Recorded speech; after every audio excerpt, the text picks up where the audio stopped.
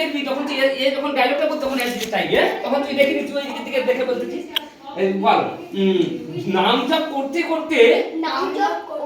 জপ করতে করতে আমার মুখে থুতু বের হয়ে যাচ্ছে থুতু কেন রক্ত উঠলেও কিছু করার নেই কামাই করার অনুরোধ নেই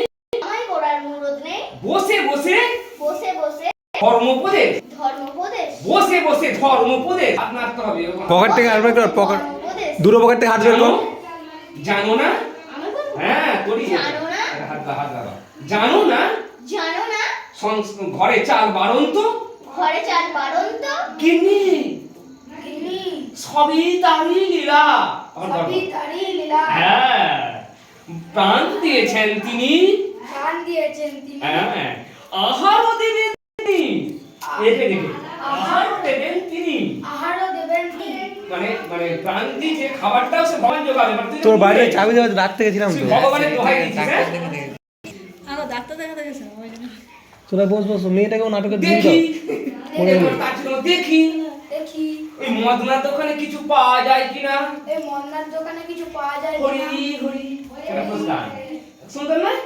হ্যাঁ শিখতে হবে কি সুন্দর দেখ ব্রাহ্মণী খাটতে খাটতে আবার মাঝখানে খাটতে খাটতে আমার হাত কালি হয়ে গেল মানে খাটতে হাত আর এই কুঁড়ে ব্রাহ্মণ দিব্যি গায়ে হাওয়া লাগিয়ে ঘুরে বেড়াচ্ছে ছাঁটা মারি সংসারে এটা বলি প্রস্তান হ্যাঁ ছাঁটা মারি সংসারে বলে চলে যাচ্ছে পোস্তান মারে বেরিয়ে যাও হ্যাঁ এবার ব্রাহ্মণ মঞ্চে ব্রাহ্মণের থলে হাতে প্রবেশ আবার ঢুকতে পড়ছিস হ্যাঁ এখানে একটা থলে হাতে হ্যাঁ বামুনি আসবে বামনি ও বামনি দেখে যা মদনার দোকান থেকে